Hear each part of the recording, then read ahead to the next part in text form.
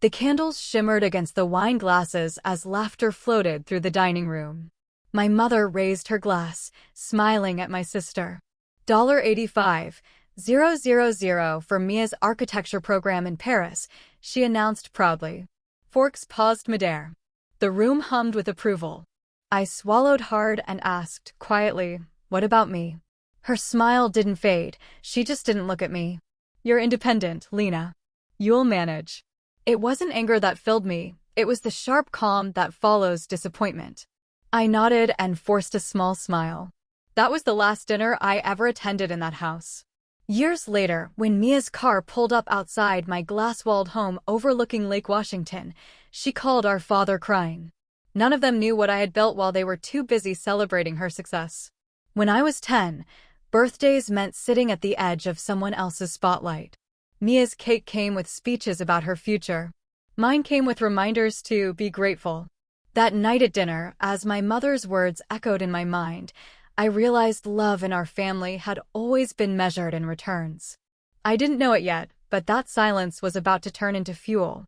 Rehook. They invested in her future. I decided to build my own.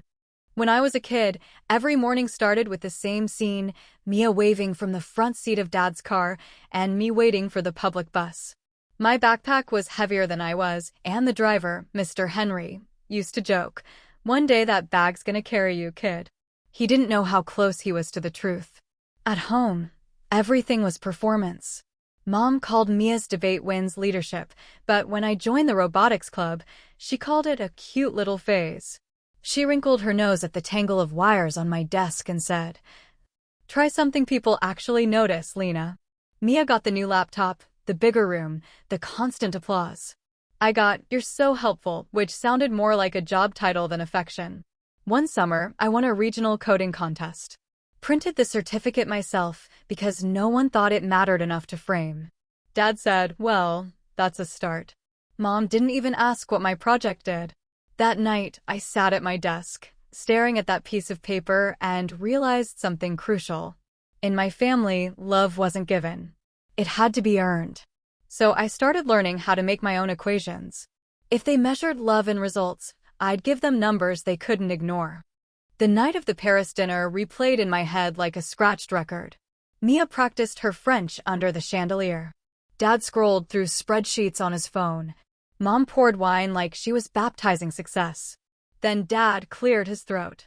"We've finalized everything, $85,000 for Mia's tuition, housing, and travel. She deserves to focus on her studies, not money." He said it like a press release, not a choice. I laughed quietly, mostly to steady myself. "I'm short on my dorm deposit this semester. 2,000 would help." Mom didn't even look up. "You made your own choices, Lena. You don't need help, you need discipline." The air went still. Even Mia stopped smiling.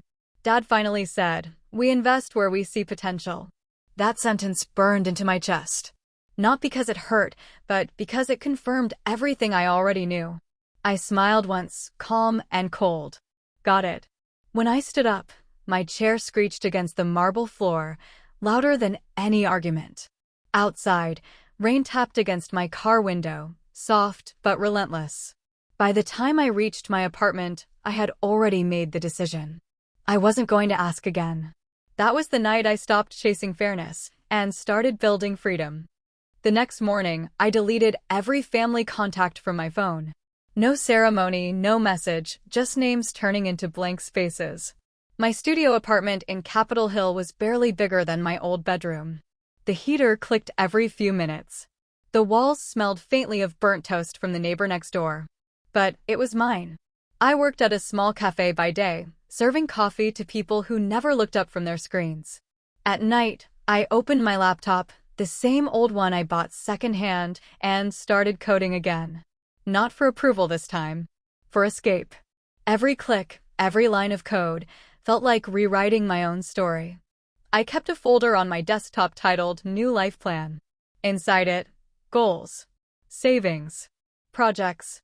I didn't know where it would lead, only that it would run better if no one else had access. 3 months later, a logistics startup hired me part-time to fix bugs in their delivery software. Glass walls, whiteboards, cheap coffee, ambition in the air. My badge said tech assistant, but at night, when everyone left, that office belonged to me. The silence that once used to hurt now sounded like focus. They gave me distance. I turned it into data, and data never forgets. Months blurred together, late nights, endless coffee, and quiet determination. The city outside my window moved fast, but I moved with precision. At the startup, I fixed code others had given up on. By midnight, I was building my own. One night, the head engineer, Arjun, leaned over my desk. "You're optimizing delivery routes, aren't you?" I hesitated. "Just experimenting." He smiled.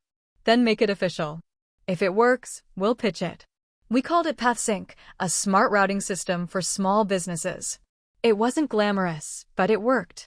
Each dataset I refined felt like reclaiming a piece of the control I lost at that dinner table. When the pilot succeeded, Arjun called it innovation. I called it proof. My roommate, Zoe, used to stop by with takeout and teas. "You're obsessed, Lena." "I'm building distance," I'd say. "From what?" She'd laugh. "From permission." For the first time, my work didn't need validation, it just needed precision. Every late night, every quiet success, felt like a whisper of revenge, but cleaner. That year, PathSync became its own startup.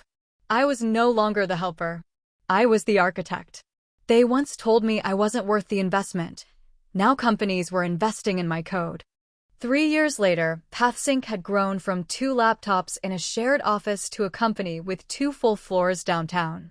Investors called us efficient. The press called us one of Seattle's fastest-growing startups. I called it silence redefined. When a real estate app showed me a minimalist glass home by Lake Washington, I clicked out of curiosity.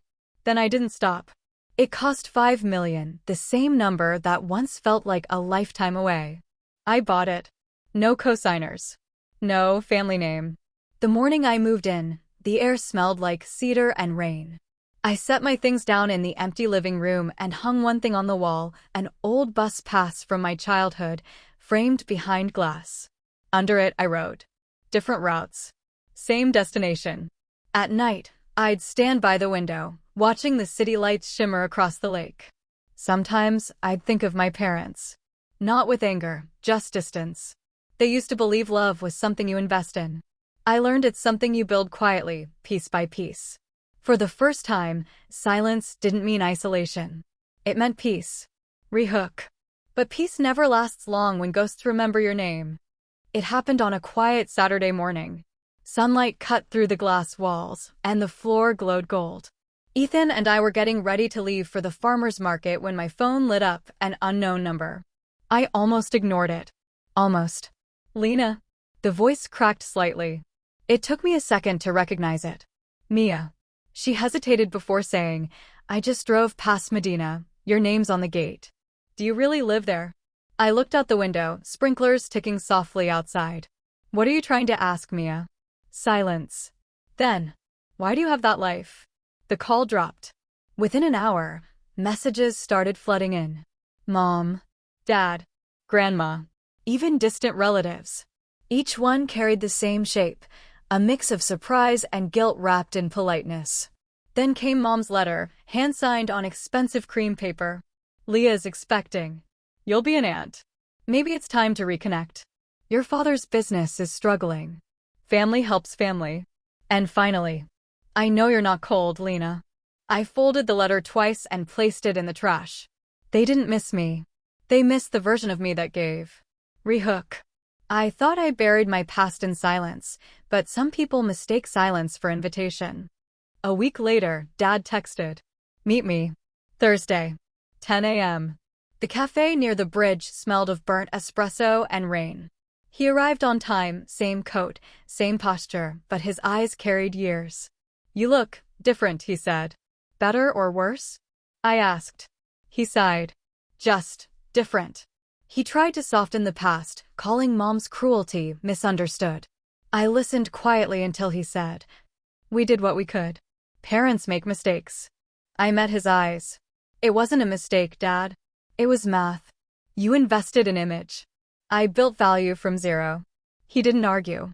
just stared at his coffee as the steam vanished. When I left, I said, "You don't owe me anything. That's the point." A week later came the annual education gala. PathSync was sponsoring new STEM scholarships. The hall shimmered in gold, the crowd buzzing with cameras. Mom approached first, pearls, posture, perfection. "We came to congratulate you. You've done so well. But remember, success means giving back." I smiled and stepped on stage. "Tonight, I'd like to donate $85,000 to fund scholarships for young women told they don't deserve help." The room fell silent. Applause followed like thunder. Under the lights, my name glowed on the check. Lena Collins. Rehook/ending. They once called it an investment. Now, it's called proof. And when the rain hits my glass walls, it doesn't sound like sorrow anymore. It sounds like peace.